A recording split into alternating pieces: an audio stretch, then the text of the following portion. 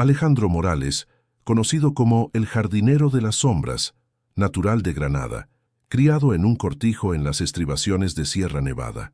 En 2019, tras el brutal asesinato de su esposa Elena, de 34 años, víctima de una red de tráfico de influencias que dominaba el ayuntamiento local, Alejandro descubrió que la policía enfrentaba obstáculos casi insuperables para investigar el caso. Los políticos corruptos mantenían la ciudad bajo un régimen de fachada democrática. Contaban con el apoyo de empresarios influyentes y de los medios locales y eliminaban sistemáticamente cualquier denuncia que amenazara su entramado.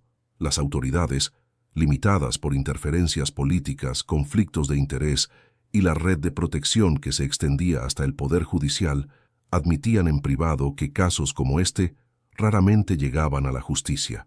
Fue entonces cuando Alejandro, con 25 años como paisajista y botánico autodidacta, responsable de los jardines de las mansiones de la élite local, incluidas las residencias de los propios políticos involucrados en la muerte de su esposa, decidió que si el sistema de justicia no conseguía alcanzar a los culpables, él encontraría su propio camino. Durante 14 meses, aprovechando su posición aparentemente inofensiva, sus profundos conocimientos de plantas tóxicas adquiridos durante décadas de estudio apasionado y el acceso privilegiado a las propiedades y hábitos de los políticos corruptos, Alejandro ejecutó un plan meticuloso y letal. Utilizando especies vegetales raras combinadas de manera precisa, consiguió envenenar sistemáticamente a 9 miembros del entramado de corrupción, incluyendo al alcalde, sin dejar rastros que pudieran incriminarlo. En 2021, cuando la policía finalmente conectó las muertes misteriosas, Alejandro Morales ya había desaparecido, dejando tras de sí únicamente un diario botánico detallado de su venganza calculada, que fue encontrado por una periodista de investigación que llevaba años intentando exponer la corrupción en la ciudad.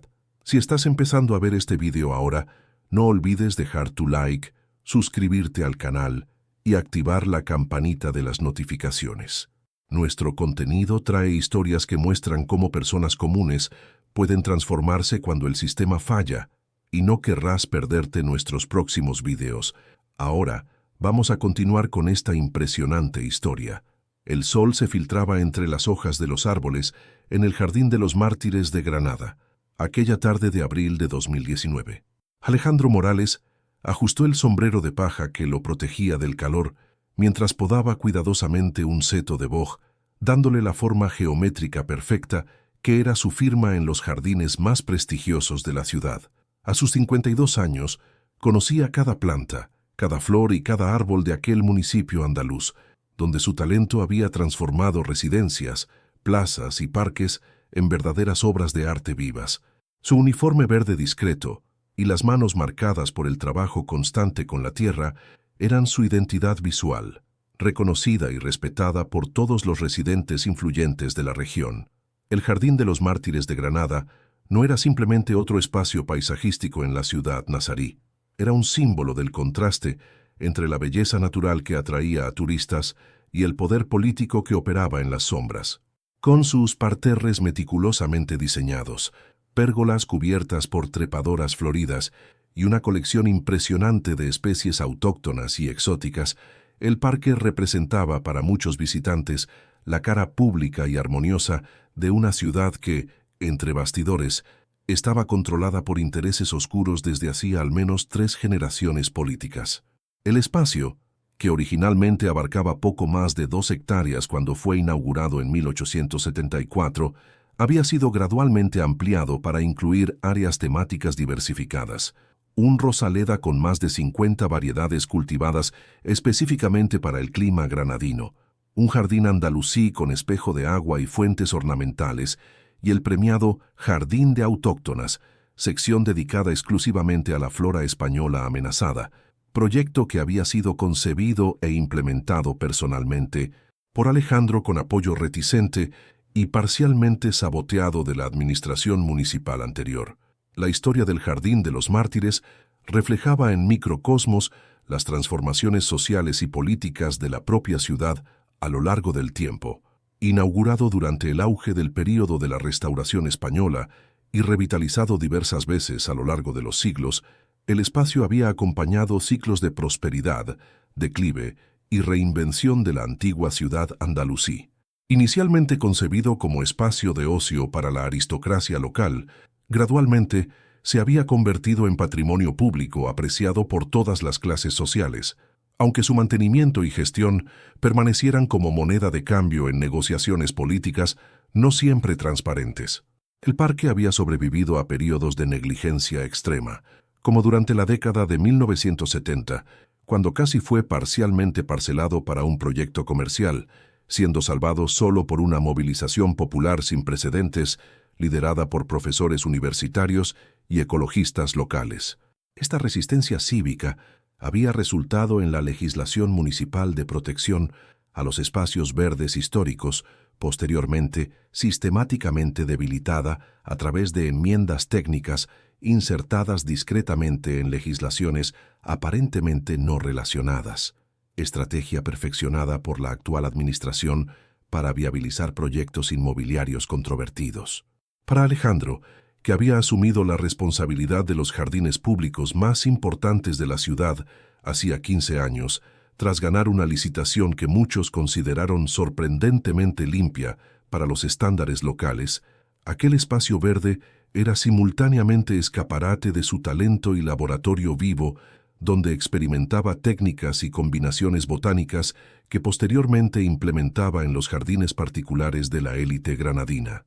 Su empresa, Jardines Morales, pequeña en estructura pero respetada por su excelencia técnica, se había convertido en presencia indispensable en las mansiones, urbanizaciones y eventos oficiales que demandaban arreglos paisajísticos sofisticados.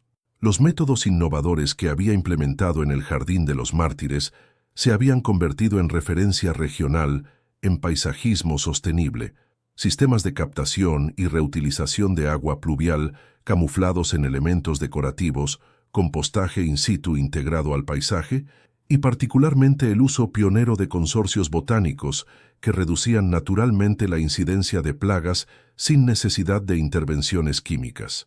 Estas técnicas, aunque implementadas primariamente por consideraciones ambientales genuinas, inadvertidamente proporcionaron a Alejandro conocimiento valioso sobre interacciones bioquímicas entre especies vegetales que posteriormente sería aplicado para propósitos drásticamente diferentes.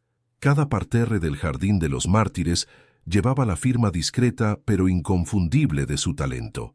Al contrario de la tradición paisajística formalista que dominaba jardines históricos españoles, Alejandro había introducido elementos contemporáneos que dialogaban respetuosamente con estructuras tradicionales, áreas de plantas autóctonas lado a lado con especies importadas históricamente significativas, espacios de contemplación adyacentes a áreas interactivas educacionales y su mayor orgullo, el calendario botánico, proyecto donde cada mes del año presentaba floración espectacular de especies diferentes, garantizando interés visual constante y presencia continua de polinizadores.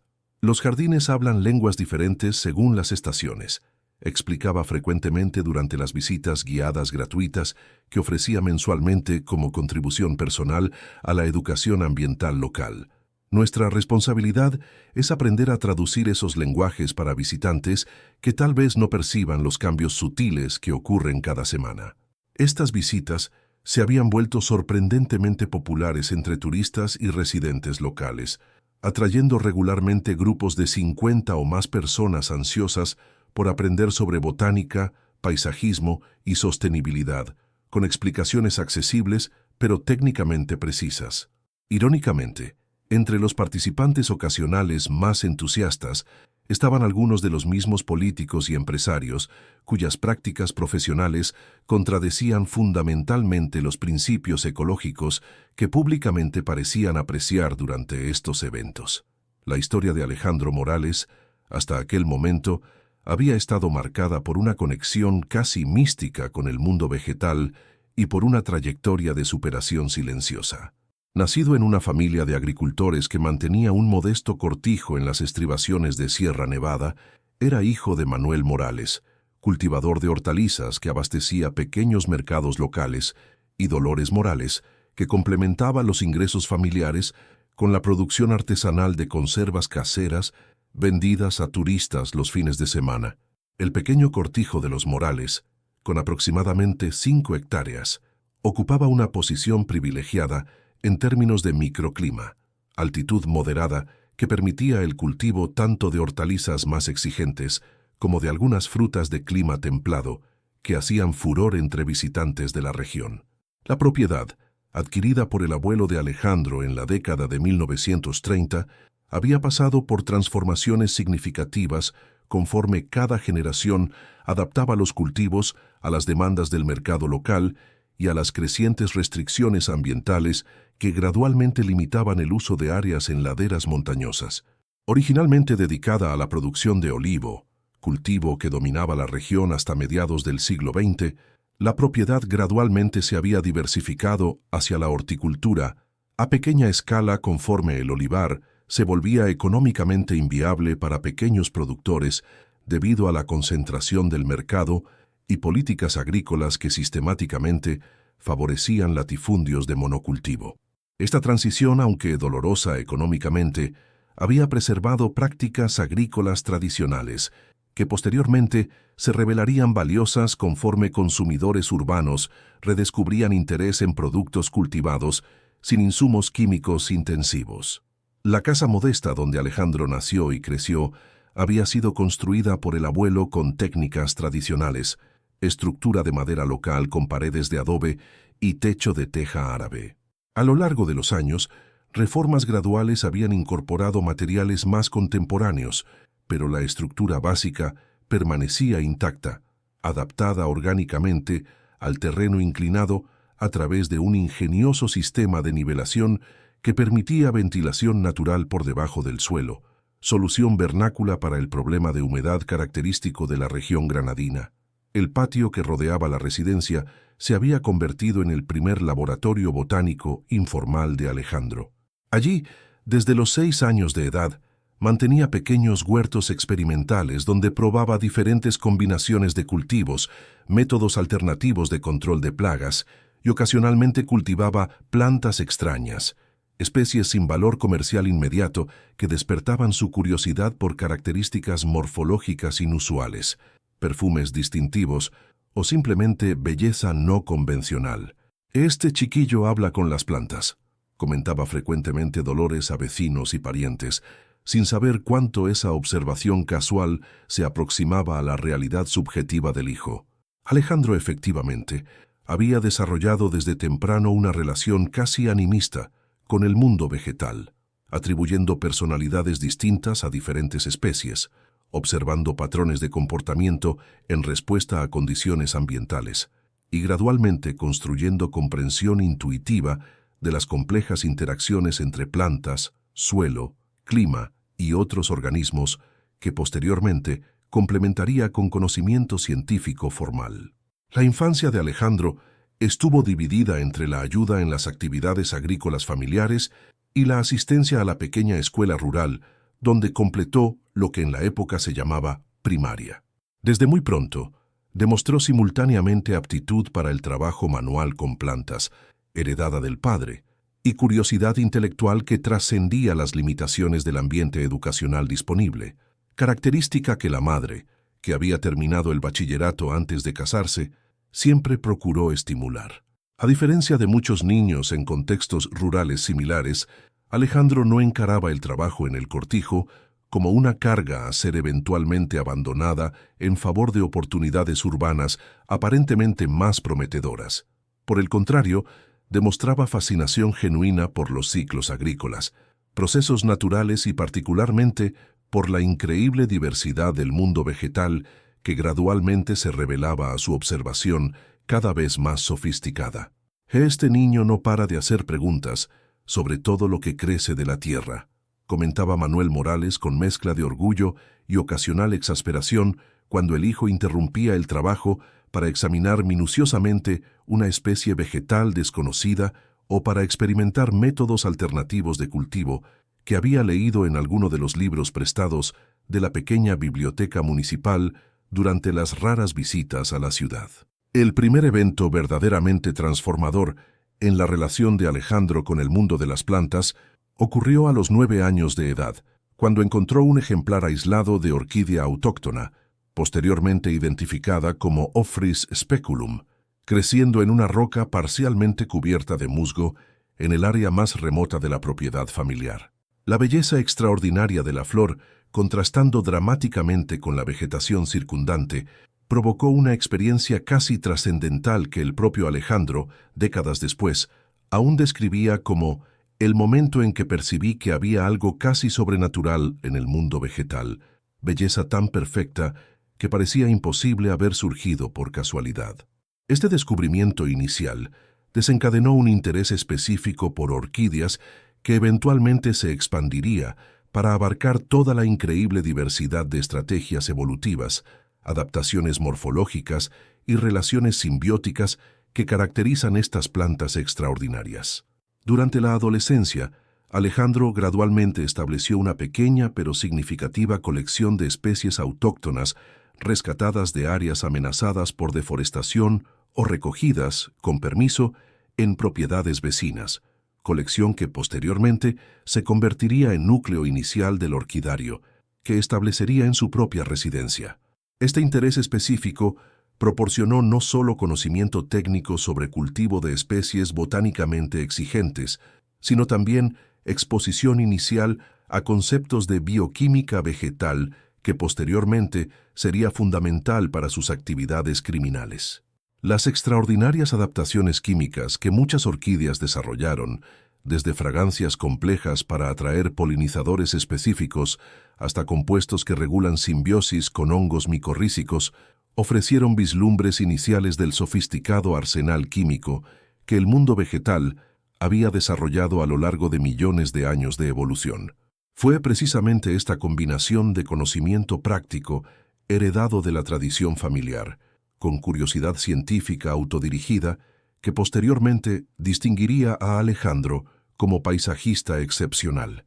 Mientras muchos profesionales del área basaban su trabajo primariamente en consideraciones estéticas o en técnicas formales aprendidas académicamente, su enfoque incorporaba comprensión profunda de los requisitos ecológicos específicos de cada especie vegetal y de las interacciones complejas entre plantas, suelo, clima y otros organismos. La adolescencia de Alejandro coincidió con un período particularmente desafiante para la agricultura familiar en la región.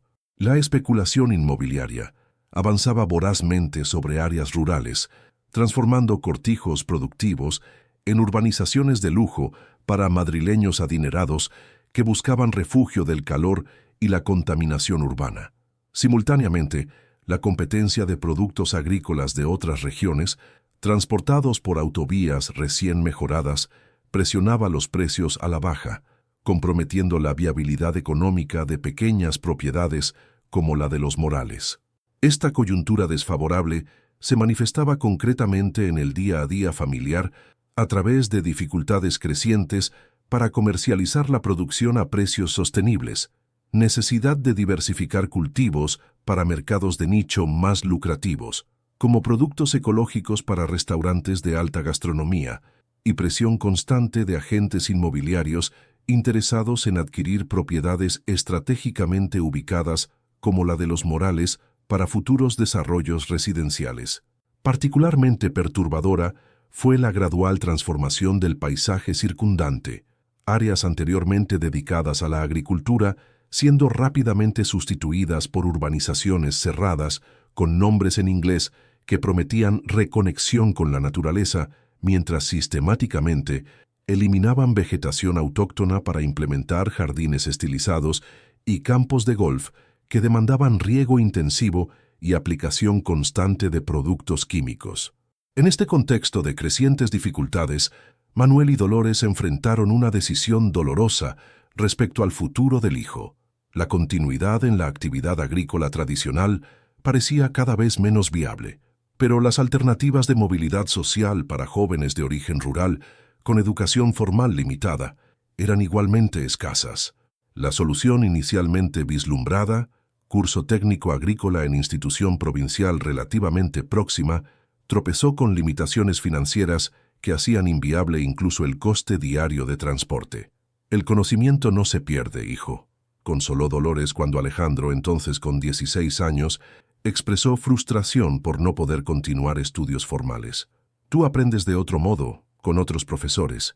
Esta frase aparentemente simple, motivada primariamente por necesidad de ofrecer consuelo emocional frente a limitaciones socioeconómicas ineludibles, acabaría teniendo impacto profundo en la trayectoria educacional y profesional de Alejandro.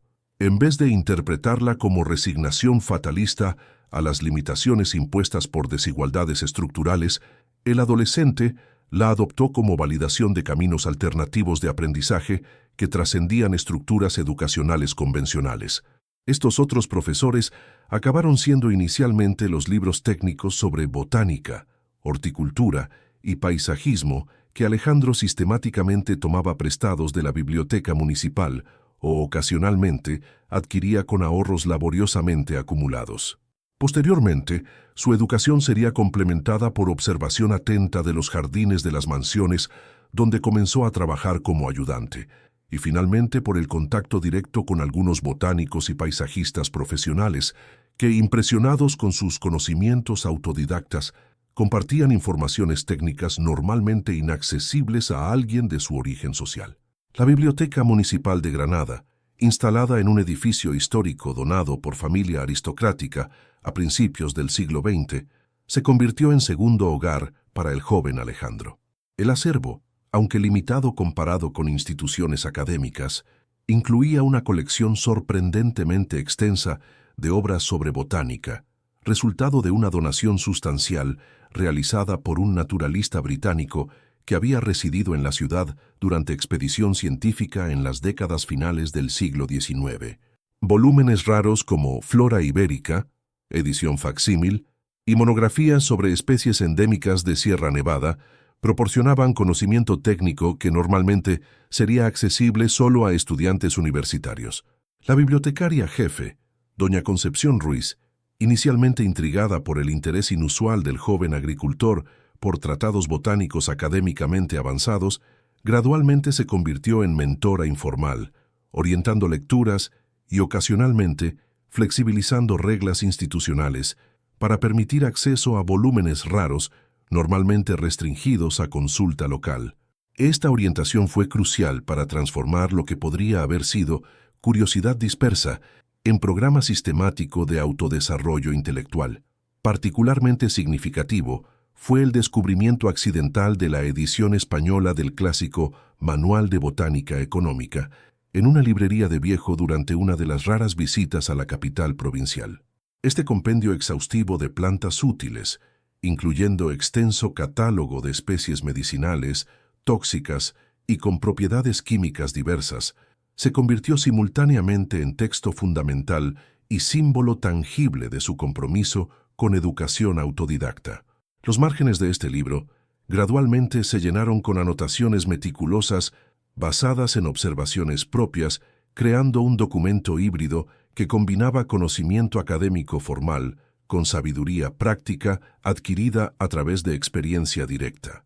El ejemplar, adquirido por una cantidad que representaba el ahorro de varios meses, era edición traducida de la obra clásica del botánico alemán Heinrich Wagner, autor que había desarrollado investigación significativa sobre flora ibérica durante residencia prolongada en Andalucía en el siglo XIX. El texto, aunque desactualizado en terminología taxonómica, cuando comparado con publicaciones contemporáneas, contenía observaciones detalladas sobre propiedades químicas de centenares de especies autóctonas, incluyendo aquellas con potencial tóxico o medicinal, informaciones compiladas tanto de fuentes académicas europeas como de conocimiento tradicional andaluz, cuidadosamente documentado por el autor. Las anotaciones que Alejandro gradualmente añadió a los textos originales revelan un proceso metódico de verificación, confirmación y ocasional corrección basado en experimentación personal, con especímenes cultivados u observados en el ambiente natural. Particularmente notables son observaciones sobre variaciones locales en concentraciones de compuestos activos según altitud, exposición solar, régimen pluviométrico y otros factores microclimáticos específicos de la región granadina, consideraciones que posteriormente serían cruciales para sus aplicaciones letales de conocimiento botánico. Su entrada en el mundo del paisajismo ocurrió casi por accidente. A los 18 años, buscando alternativas a la agricultura familiar en declive, Alejandro consiguió empleo como ayudante de jardinería en una de las mansiones históricas del Albaicín granadino. El propietario, un empresario jubilado con particular interés en botánica ornamental, rápidamente notó que el joven demostraba conocimientos y sensibilidad inusuales para alguien en posición tan subordinada. Esta primera posición profesional, aunque técnicamente modesta, proporcionó exposición inicial al universo socialmente segregado de las élites locales. Desde la perspectiva privilegiada de empleado prácticamente invisible, Alejandro observaba dinámicas de poder, conversaciones aparentemente casuales sobre transacciones inmobiliarias cuestionables y ocasionales comentarios despectivos sobre poblaciones menos privilegiadas que revelaban disonancia profunda entre discursos públicos y actitudes privadas de figuras prominentes de la sociedad local. La propiedad donde inició trabajo profesional, conocida localmente como Carmen de las Adelfas, era ejemplo típico de la arquitectura ecléctica que caracterizaba residencias aristocráticas construidas durante período de auge de Granada como destino turístico de la élite madrileña. El jardín, originalmente diseñado por paisajista francés a principios del siglo XX, combinaba elementos formales europeos, parterres geométricamente definidos, avenidas simétricas, con adaptaciones necesarias para vegetación mediterránea y topografía accidentada. Cuando Alejandro asumió posición inicial como auxiliar de jardinería, encontró un espacio significativamente degradado tras años de mantenimiento inadecuado por equipos sin conocimiento técnico específico para manejo de especies raras o históricamente significativas. Particularmente preocupante era la condición de las adelfas centenarias que daban nombre a la propiedad, ejemplares que presentaban signos evidentes de deficiencia nutricional, infestación por plagas secundarias y declive sistémico. «Tú no eres un simple ayudante de jardinero, muchacho», observó el empresario tras presenciar a Alejandro identificar correctamente diversas especies raras y sugerir modificaciones en el régimen de riego que posteriormente salvarían ejemplares valiosos durante un período de sequía atípica. «Tienes ojos que ven lo que muchos agrónomos titulados no perciben». Este reconocimiento inicial por alguien de posición social elevada representó punto de inflexión en la trayectoria profesional de Alejandro. El empresario no solo aumentó significativamente su remuneración, sino también comenzó a recomendarlo a amigos del mismo círculo social, permitiendo que gradualmente construyera reputación sólida entre las familias más influyentes de la región. La progresión de Alejandro dentro de este ambiente inicialmente hostil a alguien de su origen socioeconómico ilustra dinámica contradictoria frecuentemente observada en relaciones entre élites e individuos de clases subordinadas con talentos excepcionales, simultánea valoración de habilidades específicas y persistente desvalorización social de la persona como igual. Propietarios elogiaban abiertamente su talento con plantas, solicitaban opiniones técnicas sobre cuestiones botánicas complejas y ocasionalmente lo incluían en conversaciones sustanciales durante visitas al jardín, pero raramente consideraban inapropiado hacer comentarios despectivos sobre gente sencilla en su presencia, aparentemente desconsiderándolo como sujeto social pleno, capaz de procesar tales microagresiones. Paradójicamente, esta invisibilidad social parcial proporcionaba ventaja estratégica que Alejandro intuyó desde pronto y deliberadamente cultivó a lo largo de su carrera. Al mantener presencia discreta, hablar solo cuando directamente cuestionado y presentar expertise técnica de forma no amenazadora, conseguía acceder a informaciones, conexiones y oportunidades normalmente inaccesibles para alguien de su estrato social. Esta actuación calculada de deferencia no servil, equilibrio delicado entre competencia profesional reconocida y aceptación tácita de jerarquías sociales establecidas, le permitió navegar entre mundos sociales drásticamente separados mientras acumulaba capital social, económico y, crucialmente, informacional. La transición de ayudante a consultor independiente y eventualmente propietario de empresa propia ocurrió gradualmente a lo largo de la década siguiente.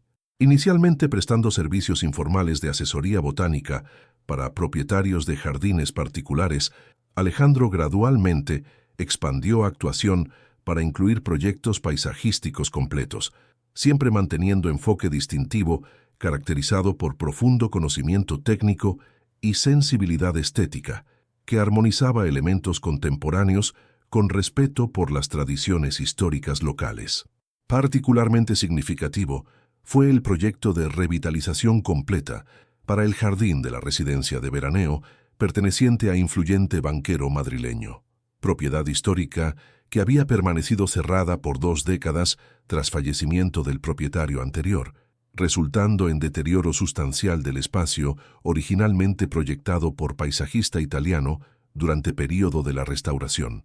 La intervención de Alejandro, que combinaba restauración meticulosa de elementos históricos con introducción sutil de técnicas contemporáneas de manejo sostenible, recibió cobertura sustancial en revista especializada en arquitectura y diseño, catapultando su reputación más allá del círculo inicialmente restringido de clientes locales. En los 10 años siguientes, Alejandro trabajó como jardinero jefe en diversas propiedades particulares, simultáneamente ahorrando para eventualmente establecer negocio propio y absorbiendo conocimientos cada vez más especializados a través de la interacción con coleccionistas, botánicos académicos y paisajistas establecidos que ocasionalmente visitaban estas mansiones. Este periodo representó simultáneamente aprendizaje técnico intensivo y gradual exposición a las contradicciones sociales, económicas y políticas que caracterizaban la región.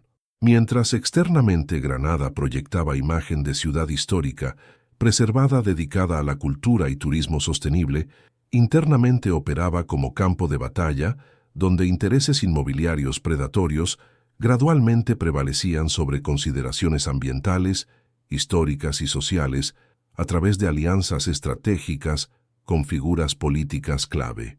La ciudad que turísticamente se presentaba como joya nazarí, preservada en las montañas, con marketing centrado en patrimonio histórico y bellezas naturales, experimentaba internamente procesos acelerados de degradación ambiental, gentrificación excluyente y erosión sistemática de mecanismos de protección patrimonial. Urbanizaciones cerradas ocupaban gradualmente áreas de bosque protegido a través de licencias cuestionables. Cármenes históricos eran demolidos discretamente durante puentes festivos a pesar de protección oficial.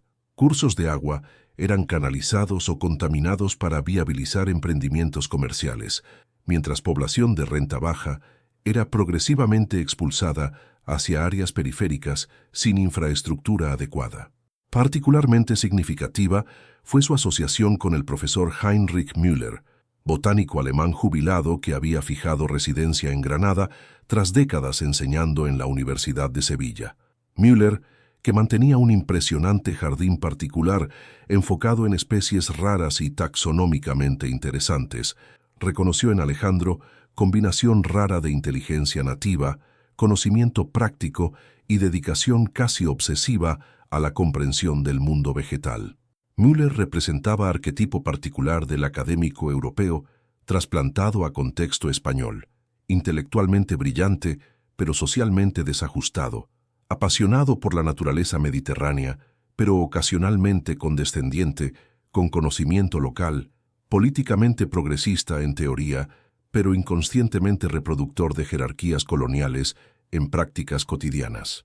Nacido en Múnich en 1932, había emigrado a España en la década de 1960 tras concluir doctorado en botánica sistemática, inicialmente atraído por oportunidad de investigar ecosistemas mediterráneos prácticamente inexplorados científicamente. A lo largo de carrera académica de 4 décadas, había publicado extensamente sobre taxonomía de especies autóctonas, establecido importantes colecciones de referencia y formado generaciones de botánicos españoles, pero nunca completamente se había integrado socialmente, manteniendo simultáneamente admiración genuina por la biodiversidad ibérica y cierto distanciamiento cultural que se manifestaba en comentarios ocasionalmente etnocéntricos. Tras jubilación obligatoria por edad, Müller optó por establecer residencia permanente en Granada, adquiriendo propiedad relativamente aislada en área montañosa, donde estableció jardín experimental que gradualmente se convertiría en referencia informal para botánicos, coleccionistas e investigadores. El espacio, organizacionalmente caótico para observadores casuales, pero meticulosamente documentado en sistema de catalogación propio, albergaba colección impresionante de plantas medicinales, tóxicas, rituales y económicamente significativas de diversas regiones españolas, resultado de décadas de expediciones, intercambios científicos y colaboraciones con comunidades tradicionales. La relación inicial entre el académico formalmente educado y el jardinero autodidacta se caracterizó por cierta asimetría, con Müller adoptando postura didáctica que ocasionalmente rayaba en condescendencia. Esta dinámica gradualmente se transformó en asociación genuinamente colaborativa, conforme el profesor reconocía que Alejandro poseía conocimientos experienciales valiosos sobre flora local que complementaban significativamente su propia expertise predominantemente teórica y basada en literatura científica internacional. Hay botánicos que conocen plantas a través de libros y microscopios, comentó cierta vez el profesor, y jardineros que las conocen a través de las manos y observación. Pocos consiguen combinar estas perspectivas como tú, Alejandro. Este comentario aparentemente casual marcó transición simbólica importante en la relación entre los dos hombres. A partir de este momento, las sesiones semanales de estudio que realizaban se transformaron de clases unidireccionales en intercambios genuinos donde Müller compartía fundamentos teóricos científicos, mientras Alejandro contribuía con observaciones prácticas basadas en décadas de interacción directa con ecosistemas locales. Bajo orientación informal de Müller, Alejandro profundizó sus conocimientos en áreas tradicionalmente restringidas a especialistas académicos: taxonomía vegetal, fitogeografía, etnobotánica y, significativamente, plantas tóxicas y medicinales. Esta última área se convirtió en particular fascinación para ambos, resultando en pequeño pero detallado herbario particular donde Alejandro catalogaba meticulosamente especies con propiedades farmacológicas o tóxicas encontradas en la región. El proyecto del herbario nació durante expedición conjunta a la región más remota del Parque Natural de Sierra Nevada, cuando localizaron población aislada de especie de digitalis previamente no documentada para aquella altitud específica. El descubrimiento desencadenó discusión extensa sobre adaptaciones bioquímicas que potencialmente alterarían concentración o composición específica de glucósidos cardíacos según condiciones ambientales, hipótesis que posteriormente confirmaron a través de análisis laboratorial comparativo entre ejemplares de esta población aislada y especímenes de la misma especie recogidos en altitudes inferiores. El herbario, inicialmente concebido como proyecto puramente científico-educacional, gradualmente se expandió para incluir más de 200 especies, cada una acompañada por anotaciones detalladas sobre hábitat natural, propiedades observadas, usos tradicionales documentados en la literatura etnobotánica y, cuando disponibles, análisis fitoquímicos realizados por laboratorio universitario donde Müller mantenía contactos. Esta colección, mantenida en condiciones técnicamente impecables en sala especialmente adaptada en la residencia de Alejandro, posteriormente sería descrita por investigadores como arsenal botánico meticulosamente catalogado, caracterización técnicamente precisa, pero que ignoraba la motivación originalmente académica del proyecto. La instalación física del herbario merece descripción detallada, tanto por el cuidado técnico como por el simbolismo eventual que asumiría en las investigaciones posteriores. Ocupando habitación originalmente designada como despacho en la residencia de Alejandro, el espacio había sido meticulosamente adaptado para mantenimiento de condiciones ambientales ideales, para preservación de ejemplares botánicos.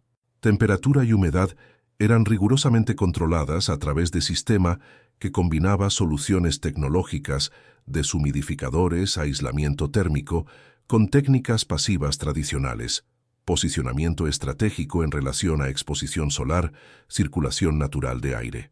Estanterías de madera autóctona certificada, específicamente seleccionada por propiedades antifúngicas naturales, sostenían carpetas organizadas taxonómicamente conforme sistema híbrido desarrollado por Müller, que priorizaba relaciones filogenéticas, pero incorporaba consideraciones sobre propiedades químicas compartidas.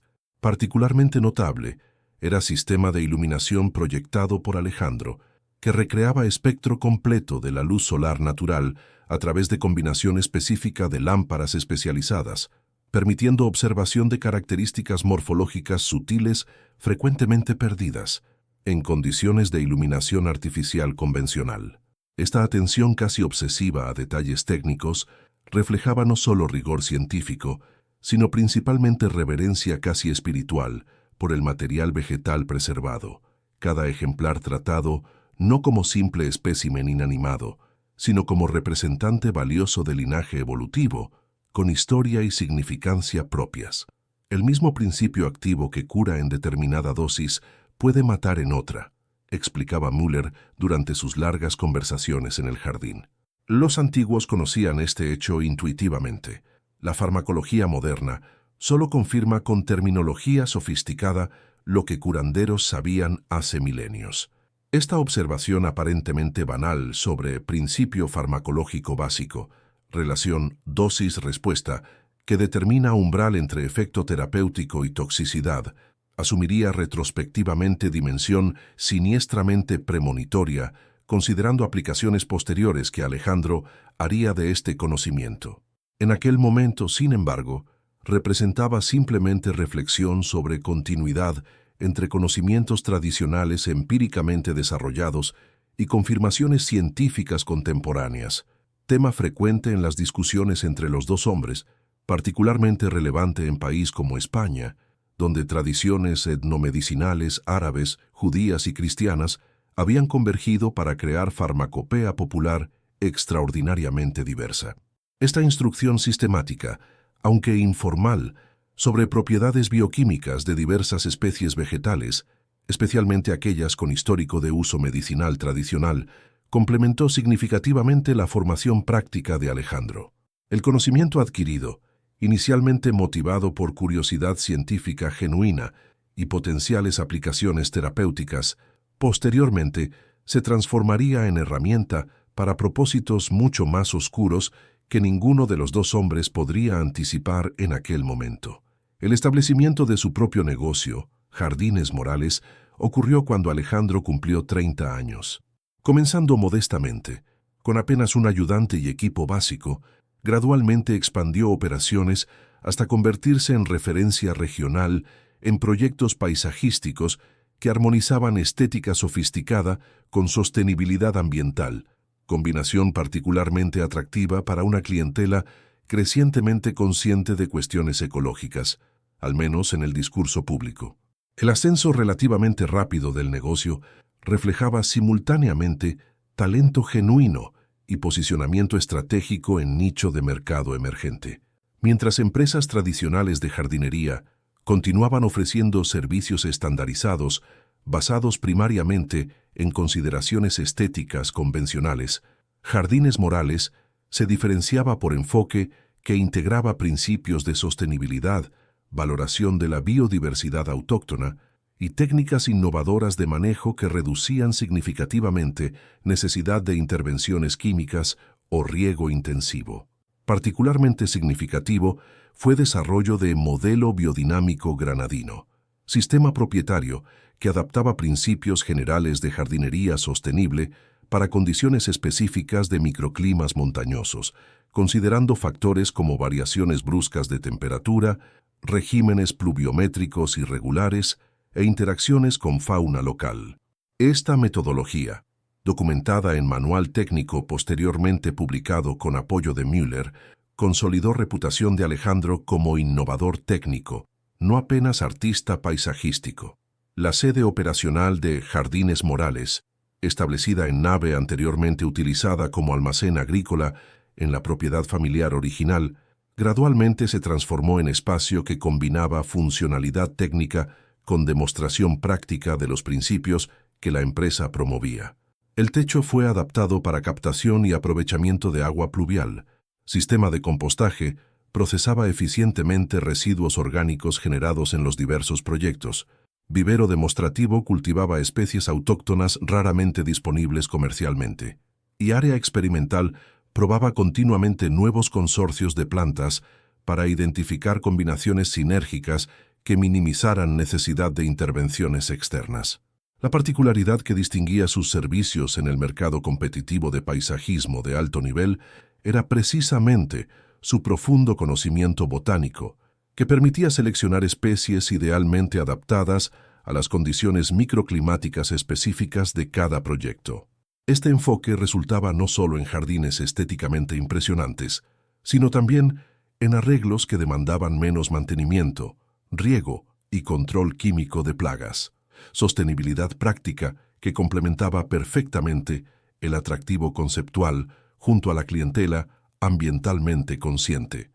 La clientela de Jardines Morales gradualmente se expandió para incluir no solo propietarios de residencias particulares de alto nivel, sino también emprendimientos comerciales preocupados con certificaciones ambientales, urbanizaciones residenciales que buscaban diferenciales de marketing y eventualmente contratos públicos para mantenimiento de espacios verdes municipales, relación que inadvertidamente aproximaría a Alejandro del sistema político que eventualmente sería objeto de su venganza metódica. La evolución de la empresa coincidió con fase particularmente significativa de la vida personal de Alejandro. A los 35 años, habiendo alcanzado estabilidad profesional y financiera que parecía inalcanzable durante juventud en contexto rural empobrecido, finalmente se sentía preparado para considerar relaciones personales duraderas, área que había sistemáticamente subordinado a prioridades profesionales durante años de construcción del negocio. Fue durante este periodo de consolidación profesional que Alejandro conoció a Elena Varela, bióloga que trabajaba en el Departamento de Medio Ambiente del Ayuntamiento Municipal. El encuentro ocurrió durante proceso de licencia ambiental para un proyecto paisajístico en área de preservación parcial. Alejandro había presentado documentación técnica tan meticulosa y científicamente fundamentada que Elena solicitó reunión personal, sorprendida con el nivel de conocimiento demostrado por alguien sin formación académica formal. El proyecto en cuestión, concebido para propiedad particular localizada parcialmente en zona de amortiguamiento de parque natural, había sido inicialmente rechazado por Departamento Técnico debido a restricciones convencionales aplicadas uniformemente a cualquier intervención en áreas sensibles. La propuesta de Alejandro, sin embargo, no solo respetaba integralmente restricciones legales, sino efectivamente mejoraba condiciones ambientales a través de revegetación estratégica con especies autóctonas, implementación de corredores ecológicos, conectando fragmentos forestales previamente aislados y sistema innovador de tratamiento natural de efluentes que transformaba potencial problema ambiental en solución regenerativa.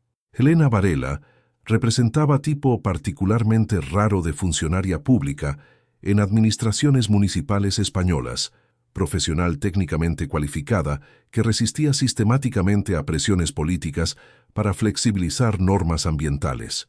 Licenciada en Biología por la Universidad de Granada, con máster en Ecología en la misma institución, había ingresado en el servicio público municipal a través de oposición realizada durante breve administración reformista que había intentado profesionalizar servicio público local antes de ser políticamente neutralizada por coalición de intereses tradicionales. Físicamente, Elena era presencia destacable.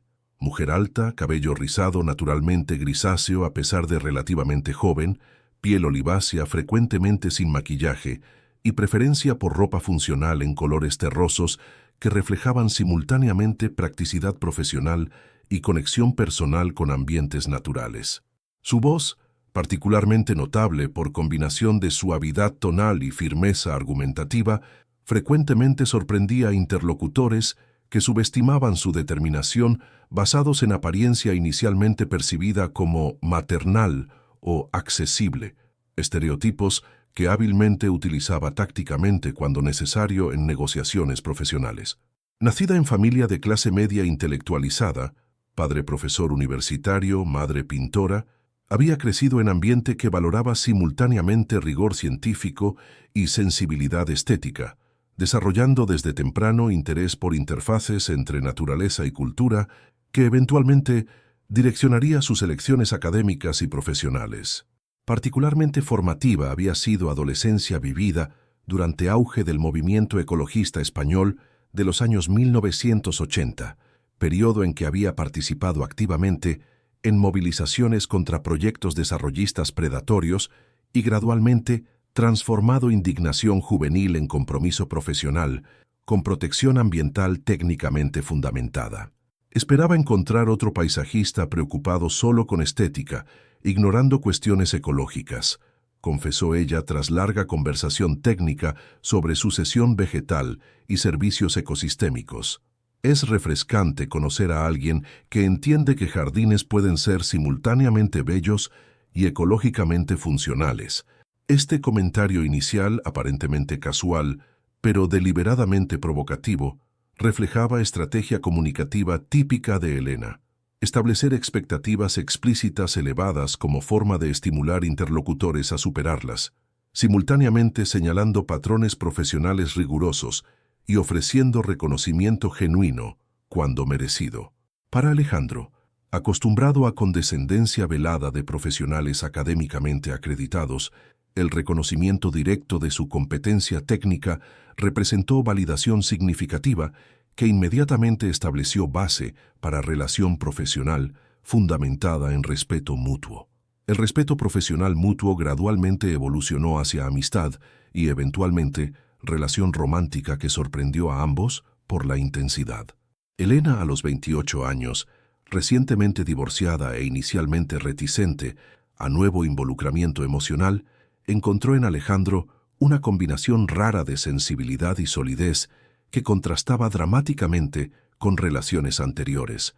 Para Alejandro, que había subordinado vida personal al desarrollo profesional durante años, la conexión con alguien que compartía su pasión por el mundo natural representó descubrimiento transformador. La relación se desarrolló inicialmente a través de colaboraciones casi académicas. Elena frecuentemente consultaba a Alejandro sobre cuestiones técnicas relacionadas con proyectos de restauración ecológica municipal, mientras él solicitaba análisis críticos de nuevos enfoques paisajísticos que desarrollaba para clientela privada. Esta fundación intelectual compartida gradualmente se expandió para incluir dimensión emocional que ninguno de los dos había anticipado, resultando en asociación que trascendía categorías convencionales de relación romántica o profesional. Particularmente significativo fue proyecto conjunto de inventario florístico de las áreas remanentes de bosque mediterráneo en el municipio, iniciativa que combinaba objetivos académicos, conservacionistas y prácticos. Las frecuentes expediciones de campo necesarias para este trabajo proporcionaron contexto ideal para profundización de la relación, permitiendo conversaciones extensas sobre temas variados, mientras simultáneamente compartían experiencia directa de ambientes naturales que ambos valoraban profundamente. La dinámica interpersonal que se estableció durante estas expediciones revelaba características complementarias que fortalecían tanto conexión emocional como colaboración intelectual. Mientras Alejandro contribuía con conocimiento enciclopédico de especies individuales e intuición casi sobrenatural para localizar ejemplares raros, Elena aportaba comprensión sistemática de ecosistemas completos y habilidad para contextualizar observaciones específicas en marcos teóricos más amplios.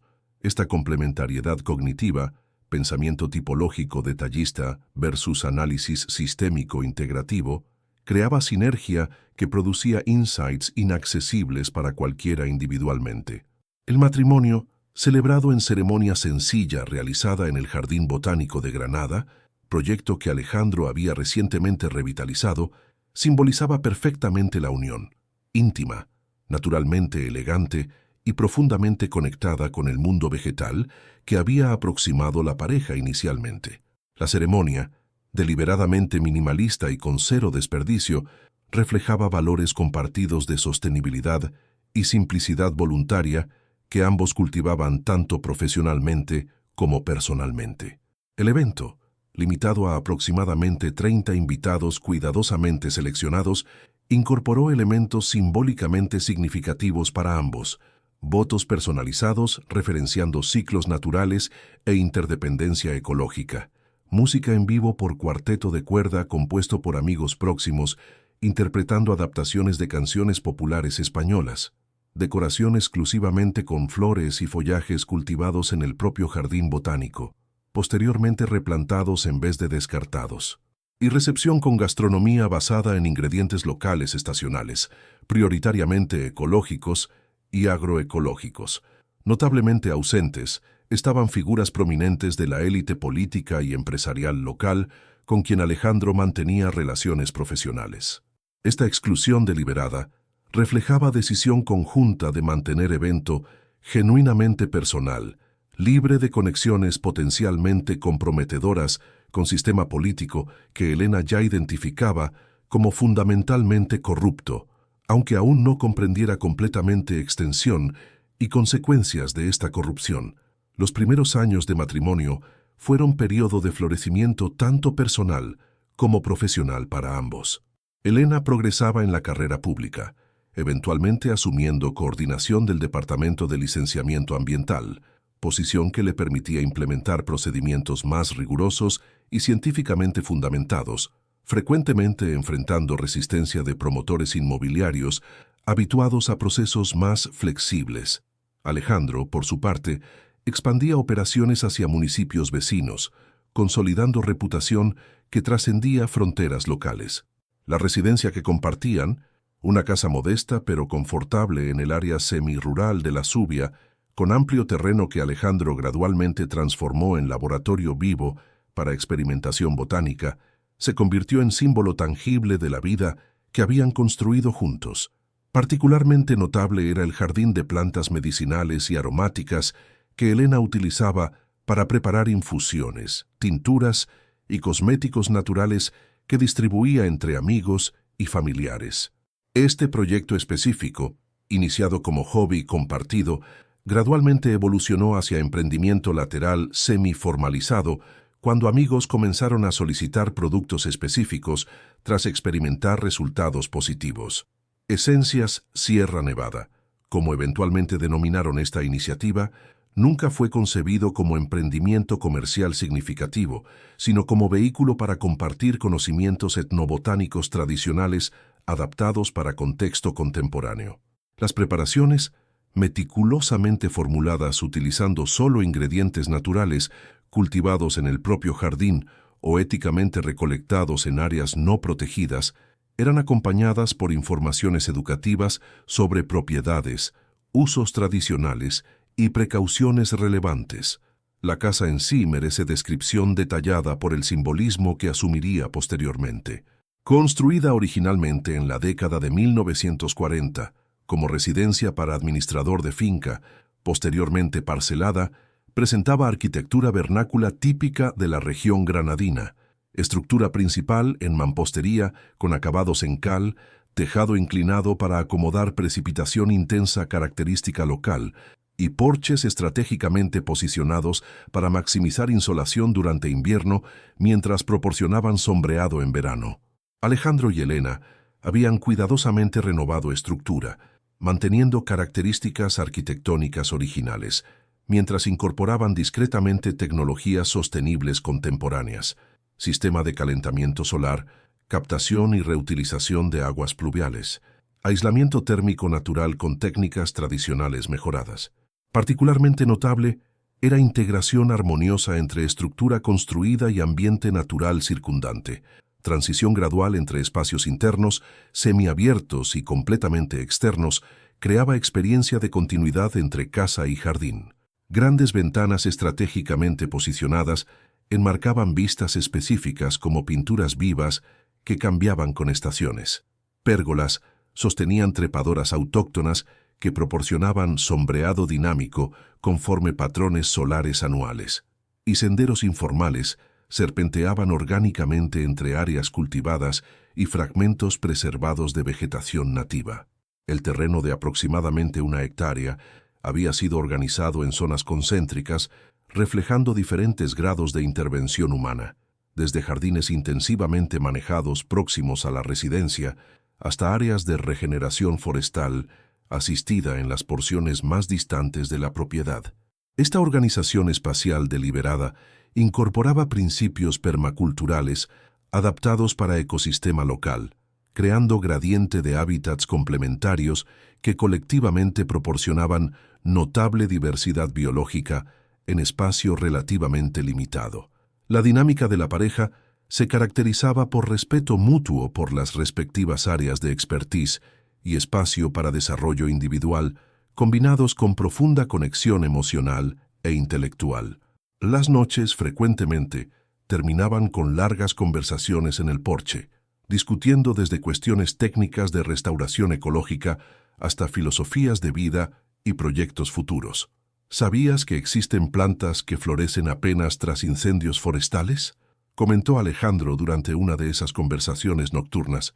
Sus semillas pueden quedar dormentes por décadas, aguardando el calor extremo que señaliza oportunidad para germinar en suelo recién limpiado por la destrucción. Como personas que encuentran propósito tras tragedias, respondió Elena, sin imaginar cuánto esta observación casual se volvería premonitoria en relación al futuro del propio marido. Estas conversaciones nocturnas, lubricadas por vino artesanal producido por vecino con uvas ecológicamente cultivadas, frecuentemente se extendían hasta altas horas, explorando interfaces entre ciencia, filosofía, espiritualidad y práctica cotidiana, reflejo del enfoque holístico que ambos traían para sus respectivas áreas profesionales. Particularmente recurrentes eran discusiones sobre relaciones entre sistemas naturales y construcciones sociales humanas, paralelos entre resiliencia ecológica y justicia social, conexiones entre biodiversidad y diversidad cultural, implicaciones éticas de intervenciones humanas en procesos naturales. El único punto significativo de disonancia ocasional involucraba perspectivas sobre compromiso político. Mientras Elena defendía necesidad de participación directa en procesos decisorios institucionales, a pesar de sus evidentes limitaciones, Alejandro demostraba escepticismo creciente cuanto a la posibilidad de transformación significativa a través de canales oficiales que percibía como fundamentalmente comprometidos. Esta divergencia filosófica, inicialmente explorada como ejercicio intelectual estimulante, gradualmente adquiriría dimensiones prácticas conforme Elena profundizaba involucramiento profesional con estructuras gubernamentales que Alejandro crecientemente percibía como irreparablemente corruptas. La ruptura en la normalidad cuidadosamente construida por la pareja comenzó a manifestarse aproximadamente 6 años después de la boda. Como coordinadora de licenciamiento ambiental, Elena había comenzado a investigar patrón sospechoso en aprobaciones para grandes emprendimientos inmobiliarios en áreas ambientalmente sensibles. Documentación técnica presentaba inconsistencias significativas, dictámenes contrarios de especialistas eran misteriosamente sustituidos y condicionantes ambientales frecuentemente desaparecían de la versión final de licencias. El caso específico que inicialmente despertó sospechas involucraba licenciamiento para urbanización de lujo denominada Residencial Mirador de la Sierra, en área parcialmente superpuesta a zona de amortiguamiento de parque natural.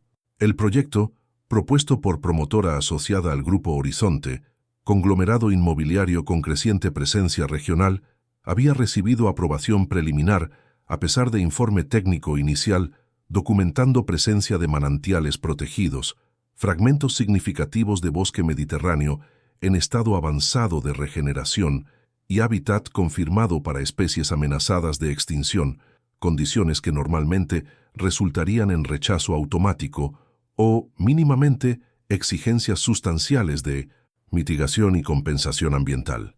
Investigando registro procesal completo, Elena descubrió que informe técnico original había sido sustituido por versión drásticamente modificada que minimizaba significancia de condiciones ambientales documentadas e introducía flexibilizaciones interpretativas de legislación estatal claramente prohibitiva para intervención propuesta.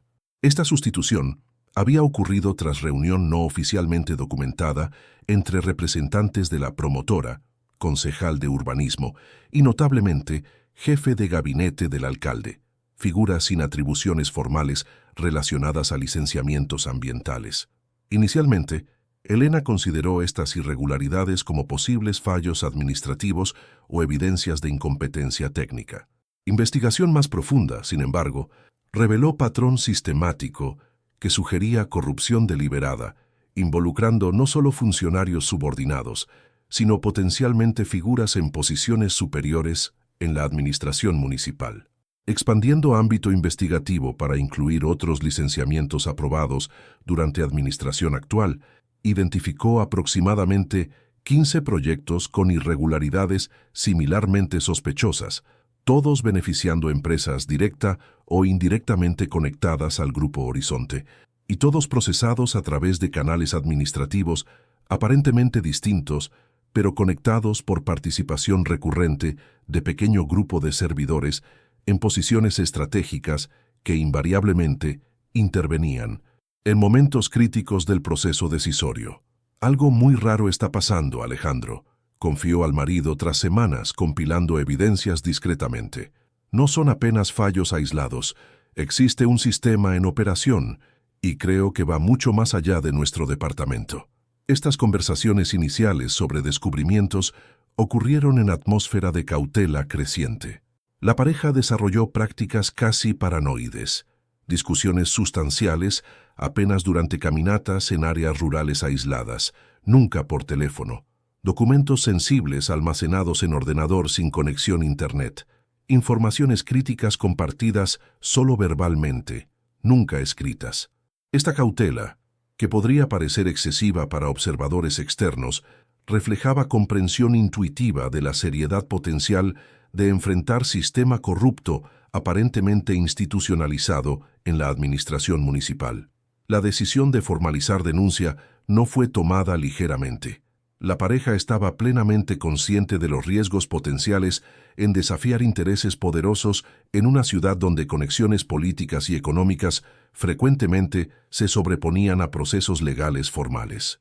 Tras extensa consideración, sin embargo, Elena decidió presentar documentación completa a la Fiscalía, confiando en los mecanismos institucionales de protección a denunciantes. El proceso de compilación y organización de la documentación para denuncia formal consumió aproximadamente 2 meses de trabajo meticuloso. Elena metodológicamente reunió copias de documentos oficiales, reconstruyó cronologías detalladas de procedimientos administrativos irregulares, identificó patrones consistentes de intervenciones cuestionables y estableció conexiones entre beneficiarios directos de las decisiones administrativas facilitadas y estructuras de poder político local.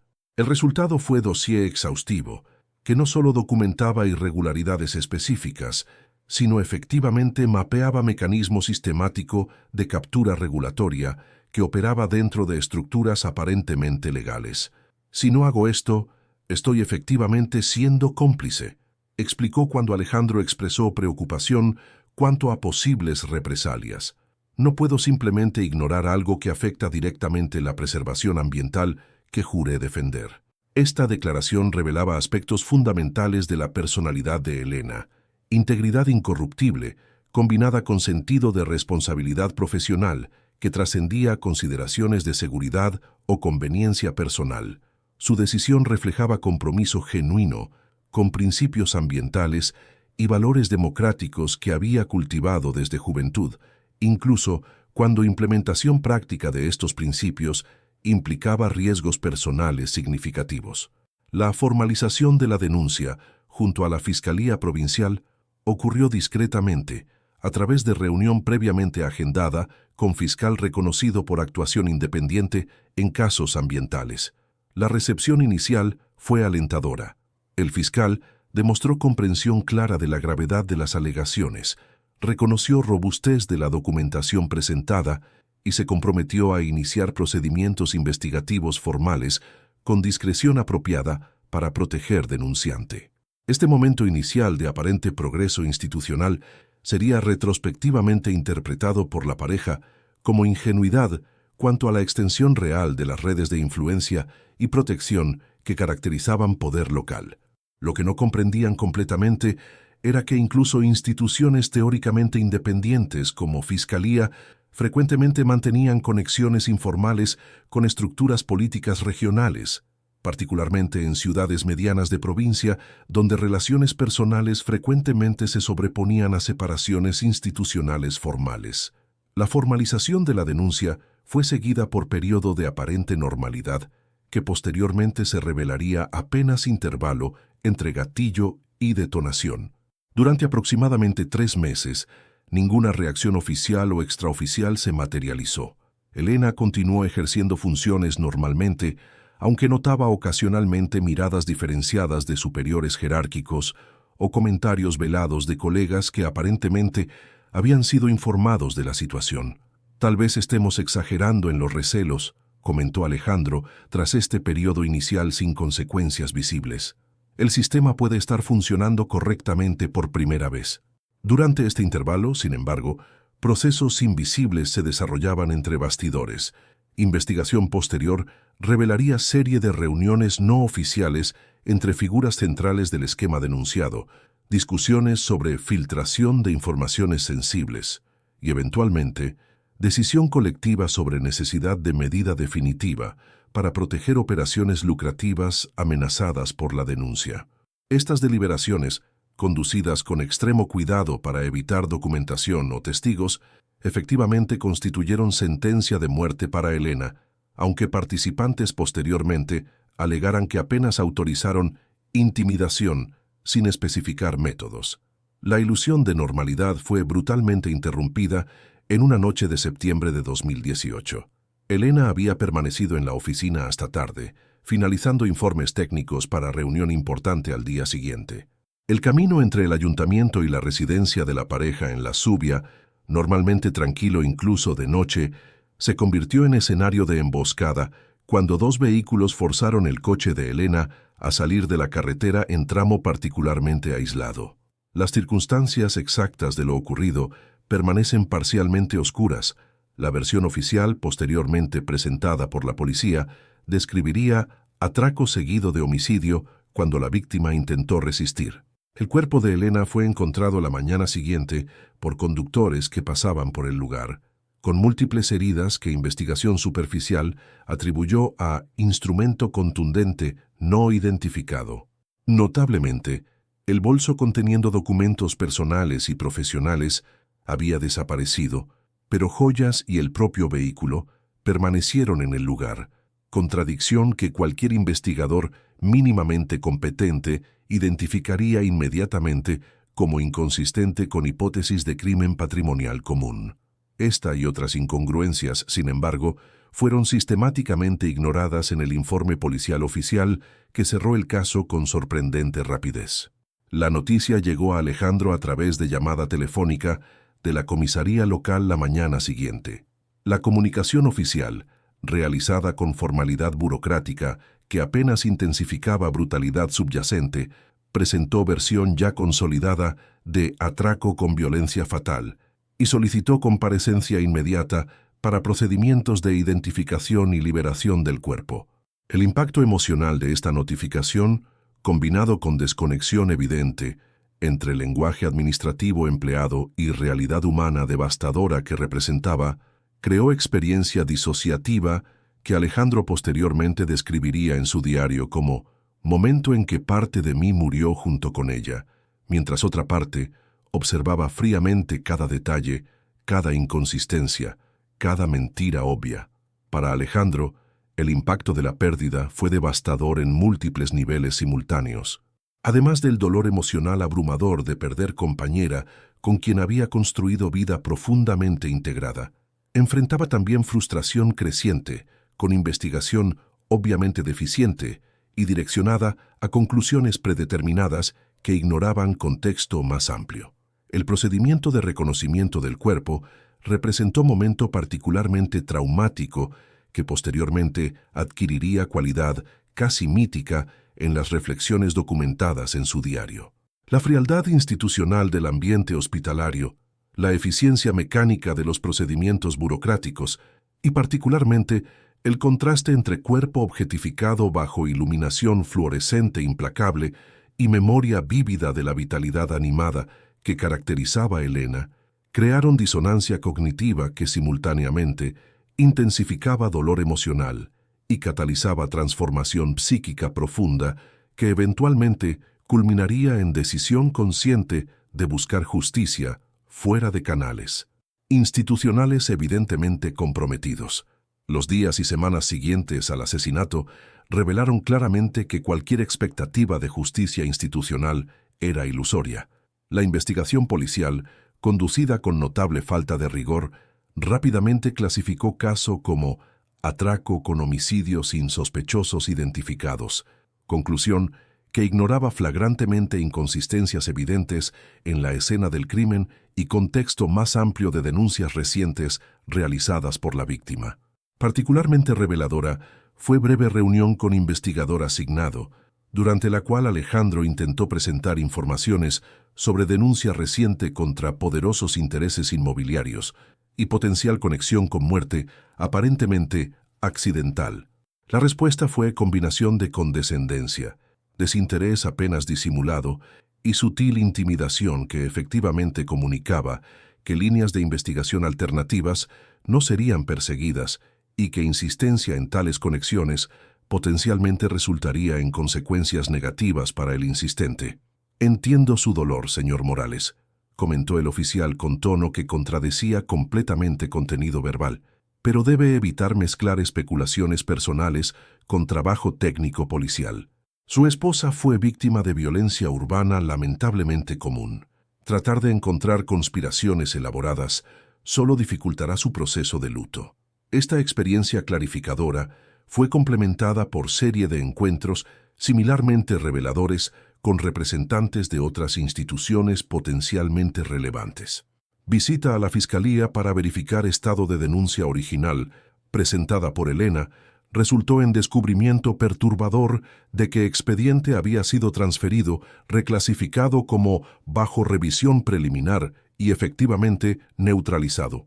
Consulta con abogado independiente sobre posibilidades de acción judicial privada. Resultó en evaluación sincera, pero desalentadora, sobre probabilidades prácticamente inexistentes de progreso significativo contra estructuras de poder local fuertemente entrelazadas. La transformación psicológica de Alejandro durante este período inicial post-trauma está meticulosamente documentada en diario personal que posteriormente sería descubierto por autoridades.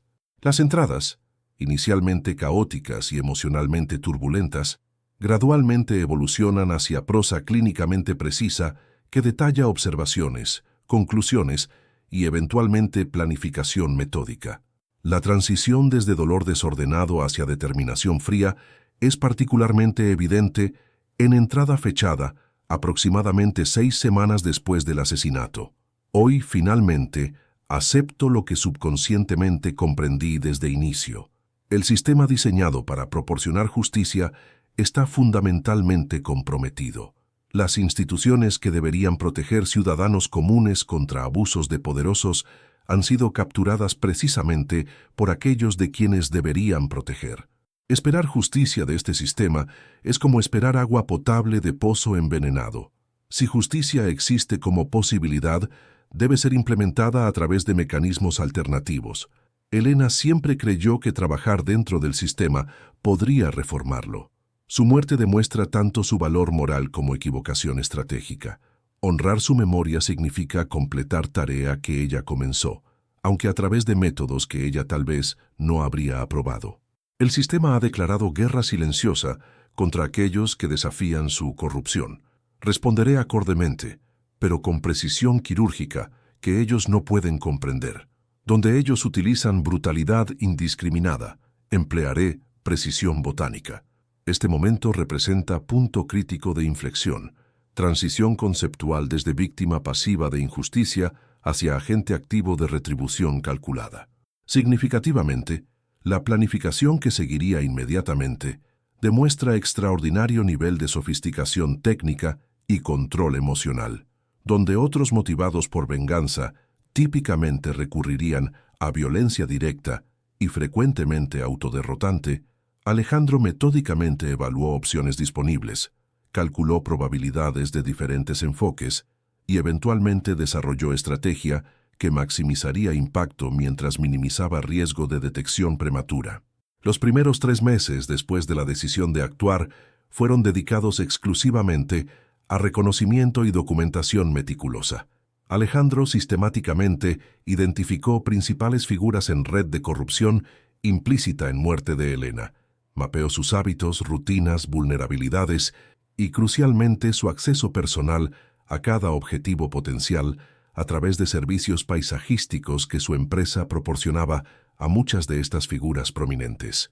Particularmente valiosa era posición profesional única, que proporcionaba acceso regular y completamente irrestricto a residencias privadas de prácticamente todas las figuras políticas y empresariales significativas de Granada. Como paisajista altamente respetado, Alejandro mantenía contratos para mantenimiento continuo de jardines pertenecientes al alcalde, 2 concejales principales, fiscal provincial y 4 empresarios prominentes directamente involucrados en proyectos inmobiliarios controversiales que Elena había comenzado a investigar. Esta circunstancia extraordinaria, acceso regular y completamente confiado a espacios íntimos de precisamente aquellos individuos responsables por injusticia que buscaba remediar, representaba ventaja táctica que Alejandro identificó inmediatamente. Donde asesino convencional enfrentaría desafío significativo apenas para aproximarse físicamente a objetivos bien protegidos, él era literalmente invitado regularmente a sus propiedades, frecuentemente cuando estaban ausentes, con autoridad completa para modificar ambiente físico e introducir materiales nuevos sin supervisión o cuestionamiento. Igualmente significativo era invisibilidad social que experimentaba como trabajador manual en sociedad estratificada. A pesar de reputación profesional excelente, Alejandro continuaba siendo clasificado subconscientemente por clientes adinerados como parte del paisaje operacional, presencia funcional más que persona completa, merecedora de consideración social. Esta invisibilidad relativa significaba que frecuentemente presenciaba conversaciones, negociaciones e incluso confesiones casuales que participantes nunca compartirían si lo consideraran observador significativo. El plan específico que eventualmente implementaría reflejaba convergencia extraordinaria entre oportunidad situacional única y conocimiento técnico especializado. Donde perpetrador convencional recurriría a métodos directos y potencialmente detectables, como armas de fuego, armas blancas o incluso venenos comerciales reconocibles, Alejandro poseía conocimiento botánico sofisticado que permitía utilizar combinaciones específicas de plantas aparentemente ornamentales o medicinales, como vectores de compuestos tóxicos prácticamente indetectables en contexto forense estándar. La implementación comenzó aproximadamente 4 meses después de la muerte de Elena. El primer objetivo fue individuo que investigación personal de Alejandro había identificado como perpetrador físico probable del asesinato, Fernando Carrasco, oficialmente consultor de seguridad para Grupo Horizonte, pero efectivamente ejecutor de problemas que requerían soluciones extralegales. Carrasco, quien coincidentemente había recientemente contratado servicios de Jardines Morales para renovación completa de propiedad recién adquirida, compra inexplicablemente lujosa para alguien con ingresos oficiales modestos, proporcionó oportunidad perfecta para implementación inicial. El método específico empleado demuestra sofisticación técnica extraordinaria. Alejandro selectivamente introdujo especies aparentemente ornamentales en estrategias de plantación que facilitaban exposición progresiva a combinación específica de compuestos que individualmente eran prácticamente indetectables, pero colectivamente producían efectos acumulativos que perfectamente simulaban síntomas de enfermedad cardiovascular preexistente que Carrasco efectivamente padecía. Digitalis purpurea, de Dalera, incorporada estratégicamente en ubicaciones donde contacto manual durante mantenimiento rutinario por propio residente era probable. Nerium oleander, adelfa, posicionada cerca de ventanas frecuentemente abiertas donde micropartículas volátiles serían rutinariamente inhaladas. Y particularmente ingeniosa, Daphne mesereum, torbisco, cuyas bayas atractivas fueron estratégicamente posicionadas en altura donde pájaros las consumirían y posteriormente defecarían, compuestos procesados directamente en piscina privada frecuentemente utilizada por objetivo. El resultado, aproximadamente 6 semanas después, fue muerte aparentemente natural por complicaciones cardíacas, que no generó absolutamente ninguna sospecha considerando historial médico conocido de víctima. Investigación rutinaria atribuyó muerte a causas naturales sin realización de toxicología comprensiva que potencialmente podría haber identificado presencia de compuestos atípicos. El segundo objetivo, concejal de urbanismo directamente responsable por aprobaciones irregulares, que Elena había documentado, requirió enfoque levemente modificado. En este caso, Alejandro utilizó conocimiento de que Objetivo era entusiasta de medicina alternativa y cultivaba personalmente hierbas medicinales que regularmente consumía como infusiones. Sutilmente introdujo a tropa belladona, con apariencia casi idéntica a planta medicinal legítima, que Objetivo cosechaba regularmente, garantizando consumo involuntario, pero aparentemente autoadministrado. La brillantez técnica particular en este caso fue introducción simultánea de varias plantas, con propiedades farmacológicamente antagónicas, creando síndrome confuso que desorientaría diagnóstico médico. Mientras belladona producía efectos anticolinérgicos clásicos, taquicardia, pupilas dilatadas, confusión, introdujo simultáneamente extractos de Physostigma venenosum, haba del calabar, con efectos precisamente opuestos, creando cuadro clínico desconcertante que médicos finalmente atribuyeron a accidente cerebrovascular atípico de etiología indeterminada. Este patrón, uso meticulosamente personalizado de agentes botánicos específicos seleccionados para cada objetivo basado en hábitos personales, condiciones médicas preexistentes y circunstancias particulares, continuaría por aproximadamente un año. En cada caso, Alejandro documentaba meticulosamente raciocinio, metodología y observaciones en diario codificado que mantenía oculto en compartimento secreto dentro de su colección de herbario. Particularmente notable era progresión evidente en sofisticación metodológica con cada operación subsecuente. Mientras primeros casos utilizaban principalmente plantas individuales con propiedades tóxicas, bien documentadas, aunque obscuras, operaciones posteriores demostraban comprensión extraordinariamente sofisticada de sinergias bioquímicas, potenciación cruzada y particularmente manipulación de biodisponibilidad a través de combinaciones específicas que optimizaban absorción mientras minimizaban detectabilidad. El caso final, dirigido contra alcalde personalmente, representó culminación de esta progresión técnica. Sabiendo que Objetivo sería sometido a autopsia comprensiva, considerando posición pública prominente, Alejandro desarrolló estrategia de envenenamiento particularmente sofisticada, utilizando compuestos que serían rápidamente metabolizados post-mortem y confundidos con procesos naturales de descomposición. Específicamente, introdujo combinación de taxinas derivadas de Taxus baccata, tejo, meticulosamente modificadas para optimizar absorción dérmica a través de guantes de jardinería que personalmente había tratado, conociendo pasión del alcalde por ocasionalmente realizar mantenimiento personal en Rosaleda, que consideraba terapia personal. La implementación final ocurrió casi exactamente un año después de muerte de Elena, creando simetría temporal que posteriormente sería notada por investigadores como evidencia de planeamiento deliberado. El alcalde, aparentemente en buena salud, sufrió colapso súbito durante evento público y fue declarado muerto en llegada a hospital. Autopsia inicial no identificó causa evidente. eventualmente atribuyendo muerte a arritmia cardíaca idiopática, conclusión que sería revisada apenas meses después, cuando conexiones entre múltiples muertes, aparentemente no relacionadas, comenzaron a emerger. El punto de inflexión investigativo ocurrió cuando periodista investigativa independiente, Marta Jiménez, que había seguido pista de irregularidades municipales durante años, comenzó a notar patrón estadísticamente improbable de muertes entre figuras conectadas a escándalos inmobiliarios que había estado investigando. Publicación de artículo especulativo titulado «Coincidencia o conspiración. Muertes inusuales en círculos de poder granadinos».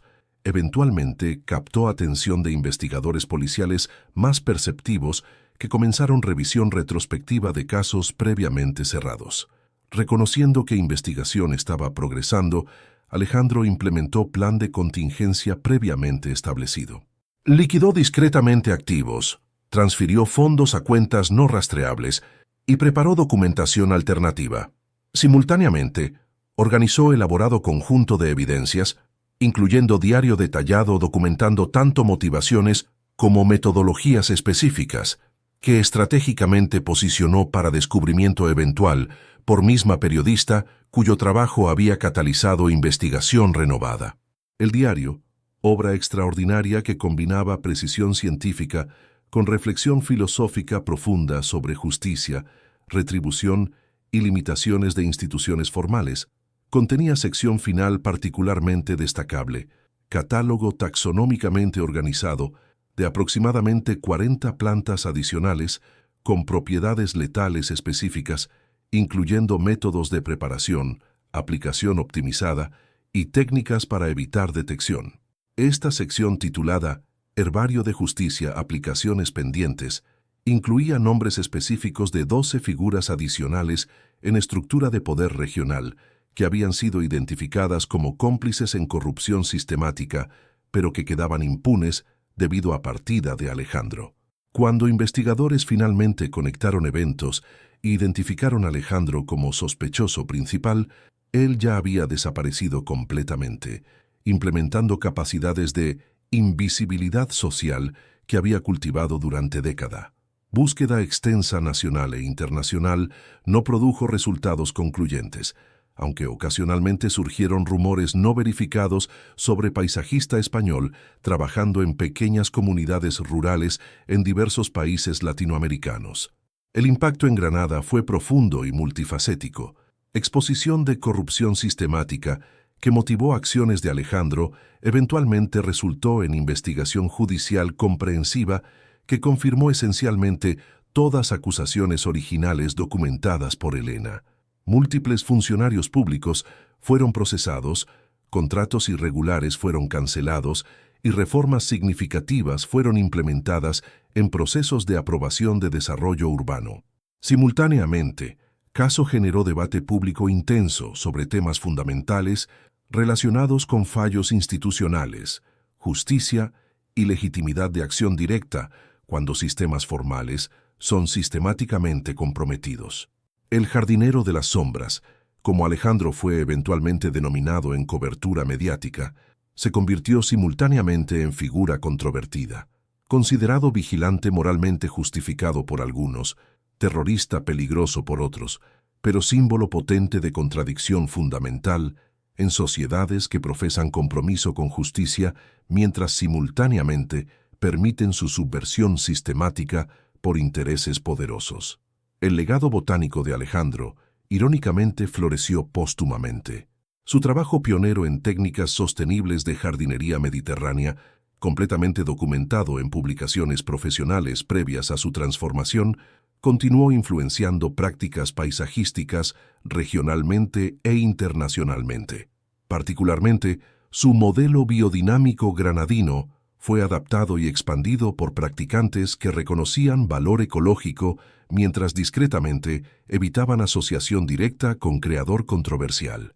El diario recuperado, aunque retenido como evidencia y nunca publicado oficialmente, fue parcialmente filtrado y circuló ampliamente en versiones no autorizadas que inspiraron tanto debates académicos serios sobre ética de justicia extrajudicial como representaciones sensacionalistas en cultura popular. Particularmente notable fue serie televisiva internacional vagamente basada en Caso, que simultáneamente explotaba elementos dramáticos mientras planteaba cuestiones filosóficas genuinas sobre límites morales de retribución personal. Para comunidad botánica profesional, Caso presentó dilema particularmente complejo. Conocimiento botánico tradicional sobre propiedades medicinales y tóxicas de plantas había sido históricamente compartido abiertamente bajo premisa que información científica es inherentemente neutral éticamente, con aplicaciones determinadas por usuarios individuales.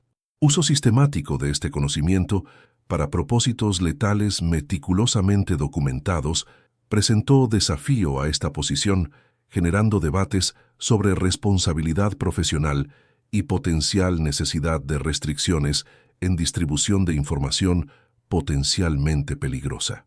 La historia de Alejandro Morales permanece como estudio perturbador, pero fascinante, en intersección entre justicia, corrupción institucional, conocimiento especializado y transformación personal catalizada por trauma.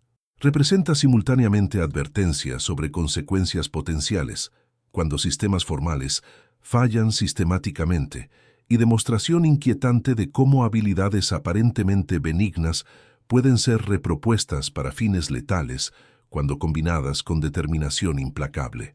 El Jardín de los Mártires en Granada, donde comenzó nuestra narrativa, fue eventualmente renombrado Jardín Elena Varela, en reconocimiento tanto de trabajo ambiental de la bióloga asesinada como recordatorio del coste humano de corrupción institucional. La placa conmemorativa, discretamente posicionada entre ejemplares particularmente impresionantes de flora autóctona que Alejandro había originalmente plantado, contiene inscripción que sirve simultáneamente como epitafio y advertencia. La naturaleza enseña que cada acción tiene consecuencias. Aquellos que siembran injusticia eventualmente cosechan justicia, aunque frecuentemente en formas que no anticiparon. Si estás viendo este vídeo hasta el final, no olvides dejar tu like, suscribirte al canal y activar la campanita para recibir notificaciones sobre nuestros próximos vídeos. Comparte esta historia para que más personas conozcan estos casos que raramente reciben la atención merecida. Tu suscripción es fundamental para que podamos seguir trayendo estas historias impresionantes que nos hacen reflexionar sobre justicia, coraje y las complejidades de la sociedad en que vivimos. Epílogo: El legado del jardinero de las sombras. 5 años después de la desaparición de Alejandro Morales, su caso continúa reverberando en múltiples dimensiones de la sociedad española. Lo que inicialmente fue tratado como serie de crímenes sensacionalistas ha evolucionado gradualmente hacia análisis más matizado de las fallas sistémicas que crearon condiciones para esta extraordinaria manifestación de justicia extrajudicial. El impacto más inmediato y tangible fue serie de reformas institucionales implementadas directamente en respuesta al escándalo. El Ayuntamiento de Granada, bajo administración completamente renovada, implementó sistema de supervisión ciudadana para aprobaciones urbanísticas que incluye participación directa de organizaciones ecologistas y representantes comunitarios con poder efectivo para vetar proyectos que no cumplan estrictamente protecciones ambientales. Este modelo Granada ha sido posteriormente adoptado por municipios en toda España, representando raramente reconocido pero significativo legado positivo de la tragedia. A nivel autonómico, la Junta de Andalucía estableció Unidad Especial Anticorrupción específicamente dedicada a investigar nexos entre desarrollo inmobiliario, aprobaciones gubernamentales y financiación política, estructura que ha resultado en múltiples investigaciones exitosas y procesamientos en varios municipios previamente considerados intocables. Particularmente significativa fue operación denominada Cizaña, que desmanteló red de corrupción en Costa Granadina directamente conectada con figuras implicadas en caso original. Las consecuencias judiciales continuaron desarrollándose durante años, además de procesamiento de funcionarios directamente implicados en aprobaciones irregulares documentadas por Elena Varela, investigación expandida eventualmente alcanzó niveles superiores de administración provincial y autonómica. Particularmente significativo fue procesamiento exitoso de expresidente de Diputación Provincial por delitos de prevaricación, cohecho y pertenencia a organización criminal, caso que nunca habría sido desarrollado sin evidencia inicial catalizadora proporcionada involuntariamente por acciones de Alejandro. En ámbito académico, caso ha generado literatura sustancial analizando intersecciones entre justicia formal, corrupción institucional y psicología de trauma. Estudio longitudinal conducido por Universidad de Granada, siguiendo específicamente evolución de reformas administrativas. Post-escándalo, concluyó que, paradójicamente, acciones extremas de individuo traumatizado crearon condiciones para reformas sistémicas que democracia funcional debería haber implementado proactivamente. El análisis forense botánico del caso se ha convertido en referencia estándar en estudios toxicológicos avanzados. La sofisticación metodológica demostrada por Alejandro, particularmente uso de combinaciones sinérgicas específicamente seleccionadas para maximizar eficacia mientras minimiza detectabilidad, ha transformado protocolos de investigación, resultando en desarrollo de nuevas técnicas analíticas específicamente diseñadas para identificar compuestos previamente indetectables en autopsias estándar. Facultades de Biología y Farmacia en universidades españolas han revisado significativamente currículos relacionados con etnobotánica y plantas tóxicas. Mientras previamente esta información era tratada como curiosidad histórica o conocimiento puramente académico, ahora frecuentemente se enseña con consideraciones éticas explícitas y restricciones de acceso para información particularmente sensible. Simultáneamente, programas de botánica forense han experimentado crecimiento dramático, con múltiples universidades ofreciendo ahora especializaciones en área previamente considerada nicho extremadamente especializado. El impacto cultural ha sido particularmente multifacético.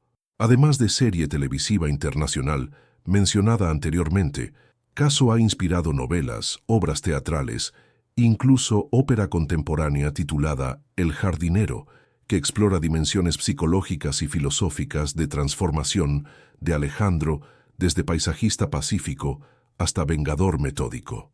Estas obras frecuentemente utilizan caso como vehículo para explorar cuestiones fundamentales sobre naturaleza de justicia, límites de retribución personal y responsabilidades institucionales en sociedades democráticas. Particularmente notable ha sido emergencia de movimiento informal denominado Jardineros de Justicia, red vagamente organizada de denunciantes, periodistas investigativos y activistas anticorrupción que explícitamente invocan legado de Alejandro mientras enfáticamente rechazan sus métodos extremos. El movimiento promueve estrategia de plantar semillas de transparencia a través de documentación meticulosa y exposición estratégica de corrupción institucional, mientras cultivando apoyo comunitario que proporciona protección que Elena Varela trágicamente no tuvo. El estatus legal de Alejandro permanece técnicamente no resuelto, mientras evidencia circunstancial y documentación recuperada claramente implican responsabilidad en múltiples homicidios, ausencia de cualquier evidencia forense definitiva o confesión formal ha creado situación legalmente ambigua. Orden Internacional de Búsqueda permanece técnicamente activa, aunque recursos dedicados a localización han disminuido significativamente con paso del tiempo. Legalmente, Alejandro existe en estado indeterminado, simultáneamente presunto criminal, víctima de injusticia y símbolo potente de contradicciones sistémicas. Periódicamente surgen rumores no verificados sobre avistamientos en diversos países latinoamericanos o asiáticos. Paisajista español con conocimientos botánicos excepcionales, trabajando en comunidades rurales aisladas, frecuentemente implementando técnicas sostenibles sorprendentemente similares a aquellas desarrolladas por Jardines Morales. Ninguno de estos rumores ha sido conclusivamente verificado, y muchos investigadores sospechan que Alejandro probablemente falleció anónimamente, posiblemente por suicidio, después de completar misión autoasignada. Marta Jiménez, la periodista que originalmente conectó muertes aparentemente no relacionadas e identificó patrón subyacente, eventualmente publicó libro exhaustivo titulado Raíces de venganza, el caso del jardinero de las sombras. La obra, que meticulosamente documenta tanto crímenes como contexto institucional que los facilitó, concluye con observación que permanece particularmente resonante. La historia de Alejandro Morales representa simultáneamente fracaso catastrófico de instituciones democráticas y terrible advertencia sobre consecuencias cuando ciudadanos comunes pierden fe en procesos formales de justicia. Una democracia saludable debería haber protegido a Elena Varela y procesado responsables por corrupción que ella valientemente expuso. Cuando instituciones fallan tan fundamentalmente en funciones básicas, crean vacío donde justicia extralegal eventualmente florece, frecuentemente con consecuencias que nadie puede completamente controlar o prever. La lección más profunda de este caso extraordinario no es glorificación ni demonización simplista de Alejandro, sino reconocimiento que mejores sistemas institucionales podrían haber prevenido tragedia completa. El verdadero legado del jardinero de las sombras debería ser compromiso renovado con construcción y mantenimiento de instituciones democráticas genuinamente responsivas que hagan innecesarios tales actos desesperados de retribución personal. Esta conclusión ha informado significativamente discurso público emergente en España sobre reforma institucional, mientras debate sobre moralidad de acciones específicas de Alejandro permanece profundamente divisivo. Existe consenso creciente que caso demuestra consecuencias potencialmente catastróficas cuando instituciones democráticas son sistemáticamente comprometidas por intereses poderosos. En este sentido, legado más significativo del jardinero de las sombras puede ser precisamente conversación nacional difícil, pero esencial, que sus acciones han catalizado. El jardín botánico personal que Alejandro y Elena habían meticulosamente desarrollado en su propiedad en La Zubia fue eventualmente adquirido por Fundación Ambiental, que lo mantiene como instalación educacional abierta para visitantes. Significativamente, sección original dedicada a plantas medicinales ha sido cuidadosamente preservada, aunque complementada con material educativo extenso sobre límites éticos de conocimiento botánico tradicional. Entre numerosas especies cuidadosamente cultivadas, visitantes frecuentemente notan pequeña placa discreta identificando espécimen particularmente impresionante de Digitalis purpurea, de Dalera, planta simultáneamente medicinal y letal dependiendo de aplicación específica. La placa incluye cita de diario de Alejandro, que sirve como recordatorio inquietante de poder transformativo de conocimiento cuando catalizado por injusticia. Plantas, como personas, contienen múltiples potenciales simultáneamente. La misma especie puede curar o matar dependiendo de conocimiento, intención y circunstancia. Sociedades, como jardines, requieren mantenimiento constante para evitar que elementos tóxicos proliferen incontrolablemente. Cuando jardineros institucionales sistemáticamente fallan en esta responsabilidad esencial, jardineros alternativos eventualmente emergerán. El jardín del jardinero. Análisis técnico botánico.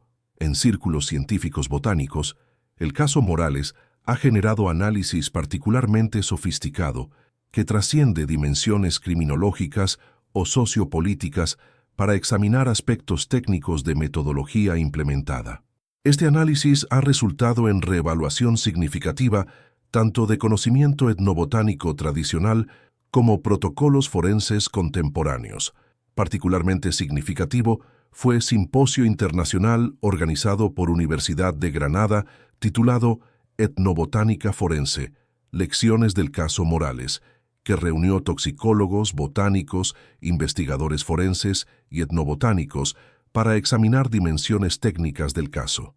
Las actas publicadas de este simposio, ahora texto estándar en programas especializados, identificaron varias innovaciones metodológicas previamente desconocidas o insuficientemente apreciadas en literatura científica convencional. Primero, análisis detallado del diario botánico y evidencia circunstancial reveló comprensión extraordinariamente sofisticada de sinergias específicas entre compuestos aparentemente no relacionados. Donde literatura toxicológica convencional típicamente examina compuestos individuales aisladamente, Alejandro había meticulosamente documentado interacciones específicas que potenciaban mutuamente efectos mientras simultáneamente complicaban análisis forense. Por ejemplo, combinación específica de glucósidos cardíacos de digitalis con alcaloides tropánicos de datura en proporciones precisas producía efectos cardiovasculares que simulaban perfectamente condiciones naturales, mientras producían perfil toxicológico extremadamente difícil de identificar en análisis post-mortem estándar. Segundo, documentación recuperada demostraba comprensión avanzada de biodisponibilidad diferencial, específicamente manipulación deliberada de vías de exposición para maximizar absorción de compuestos específicos. Particularmente notable fue técnica documentada para modificación de taxinas derivadas de Taxus baccata para optimizar absorción dérmica, proceso que requería comprensión sofisticada de química orgánica, generalmente considerada más allá de capacidades de individuo sin educación formal en área. Tercero, y quizás más significativamente, análisis identificó uso sistemático de lo que posteriormente sería denominado enmascaramiento botánico, técnica donde presencia de compuesto tóxico primario era deliberadamente obscurecida por introducción simultánea de compuestos secundarios que interferían específicamente con protocolos analíticos estándar utilizados en toxicología forense. Esta técnica, previamente no documentada en literatura científica o forense, ha transformado protocolos investigativos contemporáneos, resultando en desarrollo de nuevos procedimientos específicamente diseñados para detectar tales estrategias de enmascaramiento. El profesor Miguel Ángel Sánchez, toxicólogo forense que lideró análisis técnico, observó: lo que encontramos más perturbador desde perspectiva científica no fue simplemente uso de conocimiento botánico para propósitos letales. Esta aplicación, aunque éticamente problemática, tiene precedentes históricos extensos. Lo verdaderamente innovador fue manipulación sistemática del proceso investigativo posterior, anticipación meticulosa de exactamente qué procedimientos analíticos serían implementados y desarrollo específico de contramedidas para cada uno. Esto representa nivel de sofisticación técnica previamente no encontrado en contexto criminal. La colección botánica personal de Alejandro, eventualmente confiscada como evidencia, ha proporcionado información particularmente valiosa para investigadores. El herbario, conteniendo más de 200 especímenes meticulosamente preservados y documentados, incluía numerosas variaciones locales de especies conocidas con propiedades potencialmente tóxicas. Análisis fitoquímico comparativo ha revelado que muchas de estas variantes locales contenían concentraciones significativamente diferentes de compuestos activos comparados con especímenes de referencia estándar, conocimiento que habría permitido calibración extraordinariamente precisa de dosis y efectos.